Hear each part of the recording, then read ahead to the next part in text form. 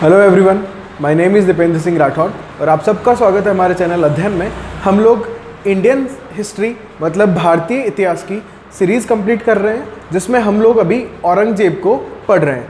तो पिछले जो हमारे वीडियोस थे तो उसमें हमने औरंगजेब से पहले शाहजहाँ के बारे में पढ़ लिया था, ठीक है। फिर हम औरंगजेब को, एक्चुअली शाहजहाँ को ही हमने दो पार्ट में डिवाइड करा था। एक पार्ट वो जब कंट्रोल शाहजहाँ के हाथ में था, दूसरा पार्ट वो जब औरंगजेब क्या कर रहा था, स्ट्रगल कर रहा था। तो ये वाला वीडियो हमारा औरंगजेब के स्ट्रगल के नाम से आया है।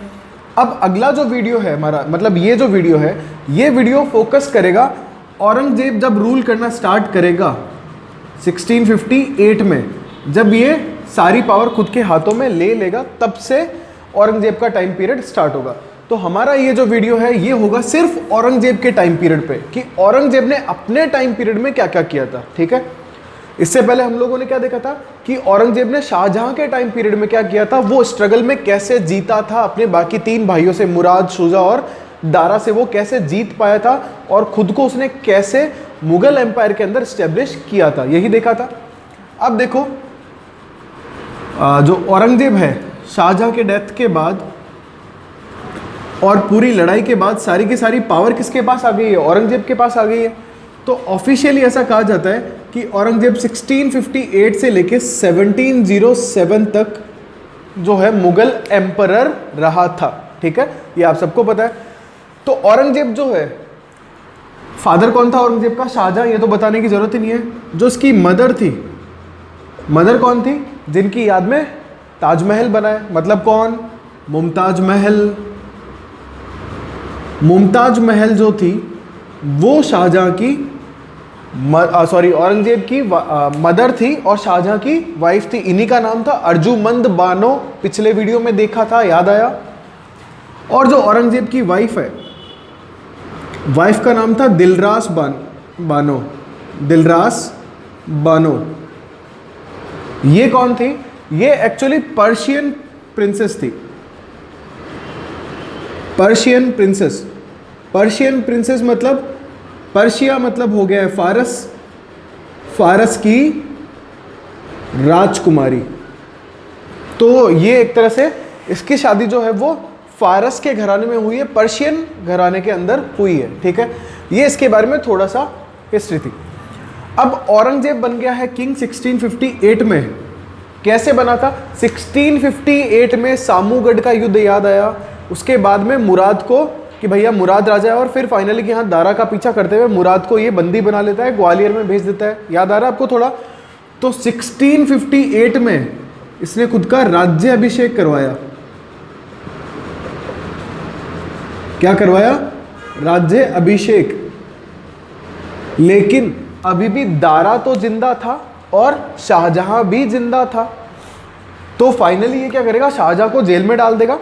8 साल तक शाहजहां जेल में रहेगा और 1666 में शाहजहां की डेथ हो जाएगी और दारा को ये 1659 में निपटा देगा, सर कलम कर देगा उसका। याद आया ना, उसको भी पकड़ लिया जाएगा देवरिया के युद्ध के बाद में।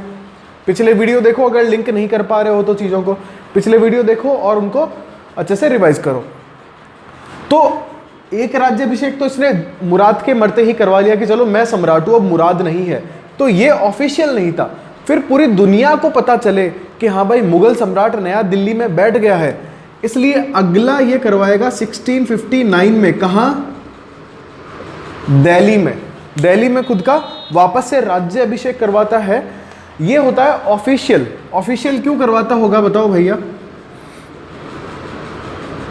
ऑफिशियल इसलिए करवाया कि इतने सारे राजा जो हैं उनके मुगल एम्पायर के कंट्रोल में, उन सबको पता लग जाना चाहिए कि नया राजा कौन आ गया है दिल्ली में। अब औरंगजेब आ गया, क्योंकि जितने भी राजा कंट्रोल में वो सब दिल्ली में आएंगे ना, नए राजा को कुछ गिफ्ट देंगे, उनको जागीरें वापस से रिन्यू करी जाएगी और ऐसी चीज़ें होती है। तो ये एक ऑफिशियल खुद की जो है सेरेमनी करवाता है, दिल्ली के अंदर खुद का राज्याभिषेक करवा लेता है और इसका कोरोनेशन हो जाता है। कब, 1659 में। तो 2 बार हुआ इसका, दिल्ली में 1 बार और उससे पहले 1 बार लाहौर के आसपास, ठीक है, इतना याद रहेगा आपको। अब औरंगजेब के बारे में हमें पता है कि औरंगजेब 3 भाइयों को मार के खुद राजा बना है। स्ट्रगल बहुत ज़्यादा हुआ है, शाहजहां को भी मारना पड़ा, जोधपुर के जसवंत सिंह से भी उसकी लड़ाई चल रही है, मिर्जा राजा जय सिंह भी पहले शाहजहां का सपोर्ट कर रहे थे, बाद में वो औरंगजेब की तरफ आए हैं। तो पूरा बिखरा पड़ा है, प्लस लड़ाइयों से लॉस भी बहुत हुआ है एम्पायर को। तो औरंगजेब एक डिसीजन लेता है कि मैं क्या करूंगा, बहुत सारे टैक्स है, उन टैक्स को खत्म कर दूंगा। टैक्स के अंदर आपको टैक्सेशन जो है उसमें आपको रिलीफ मिलेगी।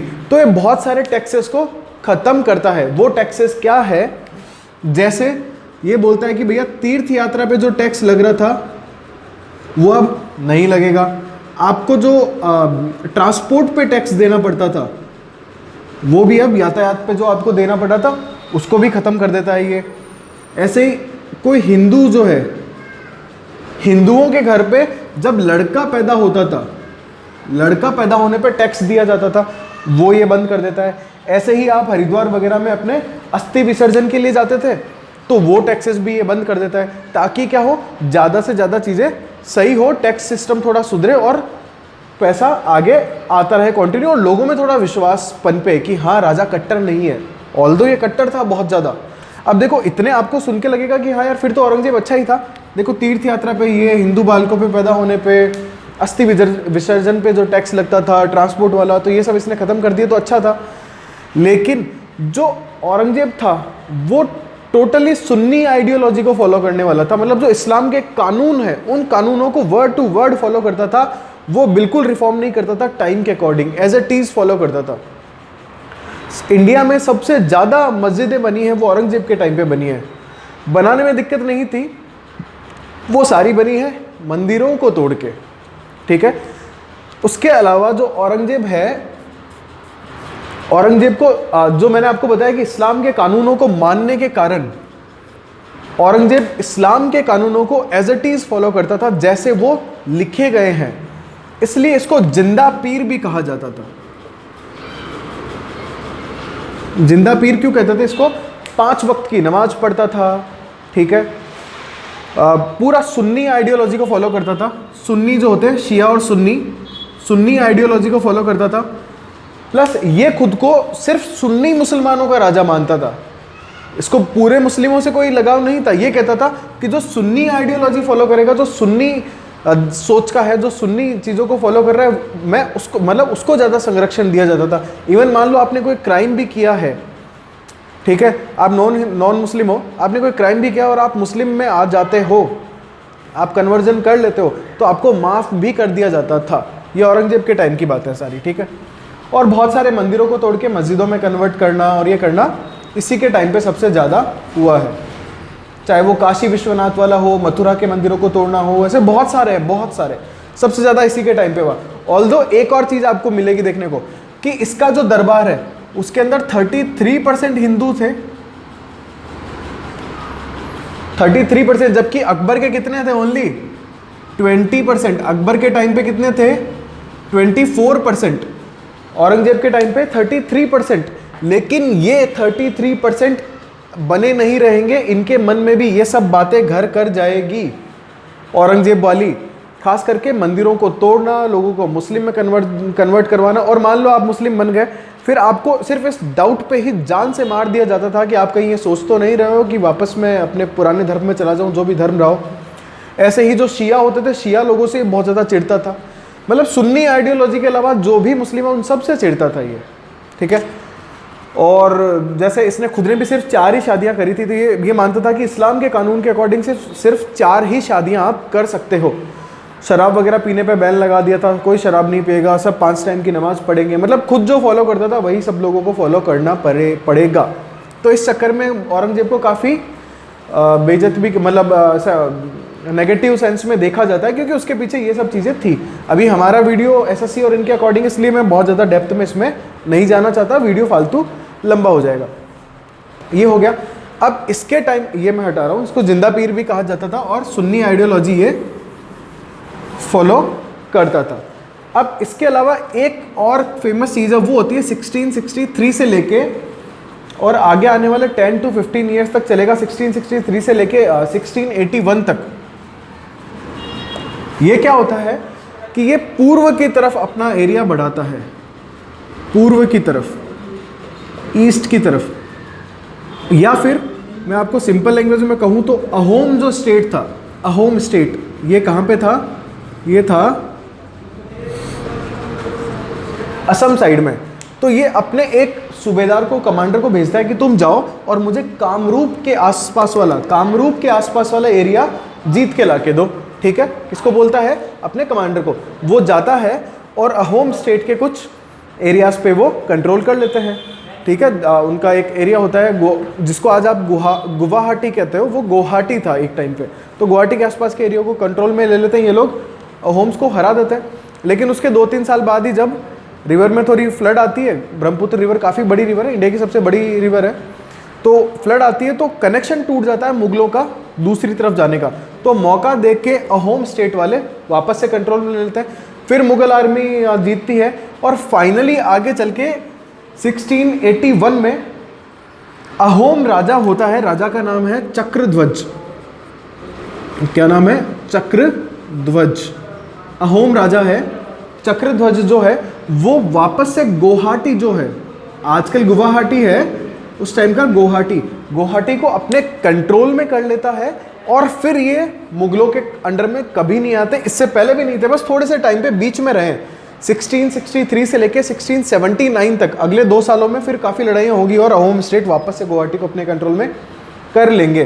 तो पूरी तरीके से तो कभी नहीं रहे, लेकिन कुछ टाइम तक ब्रह्मपुत्र और उसके आसपास वाले एरियाज में ये कंट्रोल में रहे हैं। मतलब वो एरियाज उनके अंडर में चले गए, ये वहाँ से निकल गए थे, लेकिन उन्होंने वापस से पूरा कंट्रोल में कर लिया। तो एक तो ये फेलियर हो गया औरंगजेब के टाइम का। दूसरा, एक बड़ी चीज़ और आती है, याद रखना, ये गुवाहाटी से रिलेटेड है। दूसरा, 1665 में एक बहुत फेमस ट्रीटी होती है शिवाजी से। देखो साउथ में क्या होते हैं, 3 स्टेट होते हैं, बीजापुर, गोलकुंडा और मराठा स्टेट्स। ठीक है, मैं आपको इस तरफ बता देता हूँ। एक है बीजापुर, एक था गोलकुंडा और दूसरा था, एक तीसरा था मराठा स्टेट। तो देखो ये क्या करते थे, तीनों आपस में ही लड़ते रहते थे। बीजापुर, गोलकुंडा और मराठा आपस में लड़ते रहते थे। लेकिन औरंगजेब ने क्या करा, इन दोनों को जीत लिया। ठीक है, दोनों को जीत लिया और हमले कहाँ करना स्टार्ट कर दिए, शिवाजी वाले एरिया पे। तो जो एक बैलेंस बना हुआ था ना पावर का, कि मुगल अपना रूल फैलाते जा रहे थे, ये तीनों आपस की लड़ाइयों में ही उलझे हुए थे, वो अब क्या हो गया, वो बिखर गया, क्योंकि ये दोनों उसके अंडर में चले गए। तो अब जो बचे हुए जितने भी हैं, उन सारे मराठास को एक तरह से एक कर दिया औरंगजेब ने। ठीक है, तो ये सारे एक हो गए और एक होने के बाद में पूरी बहुत अपनी फुल फोर्स से लड़ने लग गए मुगल एम्पायर से। अब मुगल एम्पायर को जोड़ तो आएगा, तो फाइनली औरंगजेब भेजता है जयपुर के जो आमेर के राजा है मिर्जा राजा जय सिंह को। किसको भेजता है? मिर्जा राजा जय सिंह को। वो शिवाजी को विवश करते हैं औरंगजेब से ट्रीटी करने के लिए। ठीक है, वो ट्रीटी होती है 1665 में, बहुत फेमस ट्रीटी है। ट्रीटी का नाम है ट्रीटी ऑफ पुरंदर। पुरंदर के किले पे होती है ट्रीटी ऑफ पुरंदर। पुरंदर की संधि, ट्रीटी का नाम क्या है? पुरंदर की संधि। इसमें क्या होता है, शिवाजी के पास में 35 फोर्ट्स होते हैं, 35 किले होते हैं, उनमें से 23 किले किसको दे दिए जाते हैं? मुगलों को, कि ये लो मुगलों के, और 12 किले शिवाजी को मिल जाते हैं। ठीक है, और शिवाजी एक तरह से मुगलों की अधीनता स्वीकार कर लेते हैं कि ठीक है, दिल्ली का जो राजा है वो सबसे बड़ा है। ठीक है, और फिर जो मिर्जा राजा जय सिंह है वो इनको बोलते हैं कि हम आपको अच्छा मनसब दिलाएंगे, आपकी वहाँ पे इज्जत वगैरह होगी, चलो आपको एक बार दिल्ली घुमा के ले आते हैं। फिर दिल्ली आते हैं। दिल्ली में इनको थोड़ा इनको लगता है कि मेरी वैल्यू नहीं हो रही है, तो ये औरंगजेब को थोड़ा भला बुरा कह देते हैं कोर्ट के अंदर, इनको बंदी बना लिया जाता है। ये कहानी सुनी होगी सबने। फिर शिवाजी गणेश चतुर्थी के दिन वहाँ से निकलते हैं। निकालने में मिर्जा राजा जय सिंह और उनके बेटे राम सिंह का काफ़ी बड़ा रोल होता है इसमें। मिर्जा राजा जय सिंह जो होते हैं, क्योंकि वो उनको प्रॉमिस करके लेके आते हैं कि मैं आपको इज्जत दिलवाऊंगा, लेकिन उल्टा हो जाता है। तो एक वर्ड्स वाली बात होगी कि आपने तो प्रॉमिस करा था, क्या हुआ? तो मिर्जा राजा जय सिंह और राम सिंह का ही हाथ होता है इसमें, ऐसा कहा जाता है। और फिर औरंगजेब उनसे काफ़ी नाराज़ भी हो जाता है, उनको साउथ में भेज देता है। वहीं मिर्जा राजा जय सिंह की डेथ होती है। ठीक है, ये सबको पता होगा आपको। इससे पहले एक फेमस चीज़ और, ऐसा कहा जाता है कि शिवाजी ने एक लेटर लिखा था महाराजा जय सिंह को, जो मिर्जा राजा जय सिंह है ना उनको, कि भाई आप क्यों इसका साथ दे रहे हो, आप हमारा साथ दो। आप जोधपुर के जो राजा हैं जसवंत सिंह जी, उनका साथ दो। आप तीनों मिलके, हम लोग मेवाड़ के राजा राज सिंह से भी बात करते हैं और तीनों चारों मिलके क्यों ना मुगल एम्पायर को निकाल फेंकते हैं। क्या आपको पता नहीं है औरंगजेब हमारे सारे मंदिरों को तोड़ रहा है, पंजाब में जो सिख हैं सिखों के गुरुओं को मार रहा है ये, और ऐसी बहुत सारी चीज़ें, जजिया वगैरह और ये सब बहुत सारी चीज़ें ऐसी हो रही थी। हिंदुओं का कन्वर्जन इतने बड़े लेवल पे आ रहा है, हो रहा है, तो ये सब चीज़ें कि आपको पता नहीं है। ऐसा कहते हैं कि ये लेटर गया था, मिला भी है वो लेटर, एक जादूनाथ सरकार करके एक राइटर है, उन्होंने वो पंजाब के अमृतसर में पढ़ा हुआ था उनकी, वहाँ से लेटर निकाला और फिर उसको बंगाल वगैरह कहीं भेजा था, तो उस लेटर में ये सब लिखा हुआ है। लेकिन वो लेटर थोड़ा जयसिंह पे असर नहीं करता है। शायद वो लेटर अगर असर कर जाता और शिवाजी की बातें जयसिंह मान लेते तो शायद ही आगे की हिस्ट्री कुछ और होती, क्योंकि 4 बड़े स्टेट आमने सामने हो जाते औरंगजेब के, और औरंगजेब इस टाइम पे इतना पावरफुल नहीं था क्योंकि ये ऑलरेडी सबसे बैर ले चुका था। तो वो 4 कौन से होते? एक तो शिवाजी थे ही, मिर्जा राजा जयसिंह हो जाते, जसवंत सिंह ऑफ जोधपुर से तो इनकी लड़ाइयाँ चली रही थी अगले 30 साल, जब तक औरंगजेब नहीं मरता है जोधपुर स्टेट तो इनसे लड़ता ही रहा था। उसके अलावा मेवाड़ से भी होती है, तो मेवाड़ के राज सिंह भी इनसे लड़ते। अगर ये चारों स्टेट काफ़ी बड़ा एरिया हो जाता है, ये अगर पूरी तरह अपने फुल फोर्स से लड़ते तो भारत की हिस्ट्री कुछ और होती, लेकिन वो तो अब किस्मत को मंजूर कुछ और ही था। तो ये 2 बातें हो गई है, इसको हटा दूं मैं, ये 2 बातें हो गई है। इसके बाद स्क्रीनशॉट ले लो एक फटाफट से, ओके। अब एक मैंने आपको बताया कि जसवंत सिंह जो हैं जोधपुर के, वो भी इससे लड़ रहे हैं। देखो जसवंत सिंह के बारे में हमने पिछले वीडियो में पढ़ा था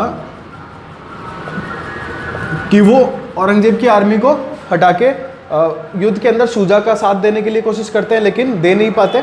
वो अपनी तरफ से कोशिश करते हैं, शुजा समझ नहीं पाता है। जसवंत सिंह के 2 रानियां होती है, वो रानियां होती है पेशावर। उस टाइम पे जसवंत सिंह जी की डेथ हो जाती है और पेशावर के अंदर ही इनके 2 बच्चों का जन्म होता है, ठीक है। उनमें से एक का नाम होता है अजीत सिंह, दूसरे की कुछ टाइम बाद ही डेथ हो जाती है। औरंगजेब को जब ये पता लगता है कि जसवंत सिंह की डेथ हो गई है और अजीत सिंह जिंदा है, एक बच्चा मर गया, औरंगजेब इनको बुला लेता है दिल्ली। जब ये बात जोधपुर में पता चलती है, जोधपुर मतलब मारवाड़ उस टाइम का, जब जोधपुर में पता चलती है ये बातें कि अजीत सिंह जो है वो औरंगजेब के कंट्रोल में चला गया है, कल को पता चलेगा वही सीखेगा सब कुछ, तो एक तरह से औरंगजेब की आइडियोलॉजी ही सीख के आएगा, तो मारवाड़ के साथ थोड़ा सही नहीं होगा। तो इनका एक सेनापति होता है काफ़ी अच्छे, जिनका नाम होता है दुर्गादास। फिर दुर्गादास इसको मतलब जो अजीत सिंह है इनको दिल्ली से छुड़ा के लेके आते हैं। कहाँ से? दिल्ली से। और जोधपुर में फिर जैसे ही औरंगजेब को पता लगता है, औरंगजेब हमले करवाने लग जाता है, तो जो अजीत सिंह है उनको भेज दिया जाता है मेवाड़। मेवाड़ के राजा हैं उस टाइम पे राज सिंह, कि भाई आप जो है हेल्प करो। दुर्गादास खुद भी यहाँ चल जाते हैं, ठीक है, और ये इनकी हेल्प करते हैं। फिर आगे चल के इस हेल्प के चक्कर में मेवाड़ को भी काफ़ी लड़ाइयाँ करनी पड़ती है, किससे? औरंगजेब से। तो तीनों स्टेट आमने सामने आ गए। यही बात शिवाजी ने पहले कही थी कि क्यों ना हम सारे एक हो जाएं, धूल चटा देंगे शाहजहाँ को, सॉरी औरंगजेब को। लेकिन मिर्जा जी ये बात समझ नहीं पाते, अगर समझ जाते तो कुछ और ही बातें होती। तो एक स्ट्रगल ये चल रहा था, और फाइनली फिर 1709 में जब औरंगजेब की डेथ हो जाती है, मतलब ये लगभग 30 सालों तक युद्ध चला था सक्सेसर के लिए कि अजीत सिंह ही रहेगा। औरंगजेब अपना एक तरह से सूबेदार बिठा देता है वहाँ पे। 1709 के अंदर जब अगला राजा आएगा तो वो बोलेगा कि हाँ भाई अजीत सिंह ही जोधपुर का राजा है। तो एक तरह से जो औरंगजेब है वो सबसे लड़ता जा रहा है और एक फाउंडेशन तैयार करता जा रहा है। किस चीज़ के लिए? कि आगे आने वाले राजा होंगे उनको अब बहुत प्रॉब्लम क्रिएट होगी, और औरंगजेब के बाद का जो टाइम है 1707 के बाद का, जब वो मर जाता है उसके बाद के टाइम को हमेशा मुगलों के पतन में गिना जाता है, डिक्लाइन ऑफ मुगल एम्पायर या फिर फॉल ऑफ मुगल एम्पायर, क्योंकि वहाँ से फिर मुगल गिरना शुरू हो गए, क्योंकि सब इनके अगेंस्ट में आ गए और सब लड़ते जा रहे हैं। इधर से शिवाजी भी आ गए हैं और मारवाड़ भी फिर इसी पे चलेगा, मेवाड़ ऑलरेडी आ गया है, ये दोनों लड़ते जा रहे हैं, ठीक है। तो ये चीज़ें हो गई है। इसके अलावा ये देख लेना, और एक और चीज़, औरंगजेब कुछ और जातियों को भी अपने अगेंस्ट में कर लेता है, जिनमें से फेमसली 3 है। एक है जाट्स, सतनामी और सिख। औरंगजेब क्या करता है, मथुरा के अंदर मंदिरों को तुड़वाता है, ठीक है। मथुरा के अंदर जब मंदिरों को तुड़वाता है और वहाँ पे मथुरा के अंदर मूर्तियों को जब तुड़वाया जाता है, तो एक जाट होते हैं जिनका नाम है गोकुल जाट, ये इनके अगेंस्ट में जाते हैं। किसके? औरंगजेब के अगेंस्ट में जाते हैं, और जो सेनापति एक तरह से आया होता है सेना को कमांड करके, उसको ये मार डालते हैं वहाँ पे। लेकिन फिर औरंगजेब थोड़ी आर्मी भेजता है, आमने सामने के युद्ध में गोकुल जाट जो है उनकी डेथ हो जाती है। उसके बाद में जो इनके सक्सेसर आएंगे वो काफ़ी हद तक उनसे लड़ेंगे, और आगे चल के इनके ही सक्सेसर के अंदर महाराजा सूरजमल पैदा होंगे। महाराजा सूरजमल काफ़ी ब्रेव होंगे और मराठों की काफ़ी हेल्प भी करेंगे 1761 बैटल ऑफ पानीपत में, थर्ड बैटल ऑफ पानीपत में। तो ठीक है, तो जाट अगेंस्ट में आ गए हैं इनके, भाई रिलीजियस मुद्दा है, सीधी सी बात है। सतनामी एक एरिया है हरियाणा आज का जो है, उसके अंदर मेवात का। मेवात में क्या होता है, ये टैक्स लेने इनका कोई मुगलों का जाता है, मुगल आर्मी का कोई सोल्जर जाता है थोड़ी अच्छी पोस्ट का, और टैक्स लेने के चक्कर में, मतलब रेवेन्यू जो लेते हैं, लैंड रेवेन्यू जो है, वो लैंड रेवेन्यू के चक्कर में इनकी लड़ाई हो जाती है वहाँ के किसी किसानों से, और इस झगड़े में किसान इकट्ठा होकर उसको मार देते हैं, और फाइनली फिर आगे काफ़ी लंबे समय तक सतनामी रिवॉल्ट भी रहता है। तो इनको जनरली बोला जाएगा Jat revolt, Satnami revolt, Sikh revolt. तो इनका समझ में आ गया, तो ये भी अगेंस्ट में आ गए, जाट भी आ गए, ये भी आ गए। राजपूत जो है वो ऑलरेडी हो चुके हैं, इधर मराठा हो चुके हैं, तो डिक्लाइन तो होना ही आगे। बचे सिख। सिखों में क्या है, गुरु तेग बहादुर जो हैं, इनका नाम सबने सुना होगा। गुरु तेग बहादुर जो है, औरंगजेब एक ऑर्डर देता है कि गुरुद्वारों को तोड़ दिया जाए और जो गुरु वगैरह है उनको भगा दो वहाँ से ऐसे। गुरु तेग बहादुर बिल्कुल ब्रेवरी से इनका सामना करते हैं। गुरु तेग बहादुर को दिल्ली लाया जाता है, उनकी वहाँ हत्या कर दी जाती है। इनके जो बेटे होंगे, ठीक है, गुरु गोविंद सिंह, क्या नाम है, गुरु गोविंद सिंह। अब गुरु गोविंद सिंह क्या करेंगे, उनको समझ आएगा कि यार ऐसे तो काम चलेगा नहीं, तो वो सिखों को यूनाइट करेंगे एज ए सोल्जर, कि भाई आप क्या बनो, सोल्जर्स बनो, आप सोल्जर बनो, आपको हम सैनिक, अब एक तरह से सैनिक बना देंगे उनको। जो सिख जाति है उसको सैनिक बना दिया जाता है, ठीक है, और उनको नया नाम दिया जाता है खालसा। ये गुरु गोविंद सिंह जी के टाइम से ही सामने आता है। और गुरु गोविंद सिंह जी फिर सैनिक, एक तरह से सैनिक जो है, पूरी जाति के खूब सारे लोगों को सैनिक बना दिया जाता है। और फिर औरंगजेब से काफ़ी लड़ाइयाँ लड़ते हैं, हराते भी हैं कुछ जगह पे, लेकिन इतने बड़े एम्पायर के सामने आप टिक नहीं पाओगे ज़्यादा टाइम तक। तो फाइनली गुरु गोविंद सिंह जी की भी साउथ में जब ये होता है तो एक अफगान इनकी हत्या कर देता है। इसके अलावा इनके 4 बेटे होते हैं, उनको भी मार दिया जाता है। 2 तो 8-9 साल के होते हैं जिनको दीवार में चुनवा दिया जाता है, आपने सुना भी होगा उसके बारे में। 8-9 साल के बच्चे होते हैं, उनको बोला जाता है कि आप मुस्लिम धर्म में आ जाओ। वो बोलते हैं बिल्कुल नहीं आएंगे, हमारे तो दादा को ही नहीं झुका सके तुम, तो तुम्हारी औकात क्या। ये बात सुन के जो कमांडर वो आग बबूला हो जाता है और दीवार में उनको चुनवा देता है। किनको? इनके 2 बच्चों को, और 2 बच्चों को डायरेक्टली मार दिया जाता है, और गुरु गोविंद सिंह जी को साउथ के अंदर उनकी हत्या कर दी जाती है। तो अब आप सिनेरियो देख रहे हो पूरे इंडिया का, इधर से ये ले लो, चारों तरफ औरंगजेब जो है, औरंगजेब के अगेंस्ट में एक पूरा प्लॉट तैयार हो चुका है, और औरंगजेब तो खिसक लेगा 1707 में, इसकी तो हो जाएगी डेथ। लेकिन इसके बाद में जो आएंगे उनके साथ होने वाली है दिक्कत, और इस टाइम के आगे से क्या चालू हो जाएगा, मुगल एम्पायर का पतन होना। ठीक है, अब आगे का जो टाइम होगा 1707 से लेके 1857 तक, इस टाइम में डिक्लाइन होगा मुगल्स का। डिक्लाइन क्यों होगा समझ में आ गया होगा। इतने सारे लोग अब अगेंस्ट में लड़ेंगे जिनकी स्वामी भक्ति अकबर और उन लोगों ने एक तरह से रख ली थी, कि चाहे वो राजपूत हो या और भी उनसे बना के रखे, तो वो चारों तरफ उनके लिए लड़ रहे थे। औरंगजेब ने सब कुछ बिगाड़ दिया, औरंगजेब ने उल्टा करा सारा। उल्टा करने से क्या हुआ, हर कोई अब सामने आ गया। औरंगजेब, अकबर वगैरह को समझ में आ गया था कि अगर भारत पर रूल करना है तो रिलीजियस मामलों में थोड़े से सही रहो, रिलीजियस मामलों में मत घुसो। औरंगजेब रिलीजियस में ही घुस गया। और रिलीजियस में तो आज आपको पता है, रिलीजियस के नाम पे तो आज भी भारत में चुनाव जीते जाते हैं, है ना। तो उस टाइम पे क्या सीन रहता होगा। तो ये सारा रहा, और आगे चल के औरंगजेब के कारण ही मुगल साम्राज्य का पतन होगा, और आगे आने वाले जो राजा हैं वो थोड़े से अय्याश भी हो जाएंगे। वो हम अगले वीडियो में देखेंगे। पोस्ट जो मुगल एरा है, उत्तर मुगल कालीन शासक जो होंगे उन सबको एक बार में ही देख लेंगे 1857 तक। ज़्यादा टाइम तक कोई टिके नहीं, कोई साल भर, कोई 15 दिन, कोई महीना भर, कोई 2 साल, कोई 15 साल रहा भी है, तो एक तरह से कठपुतली पपेट किंग बन के रहा है। तो ये सब था। इसका स्क्रीनशॉट लेना चाहो तो ले लो।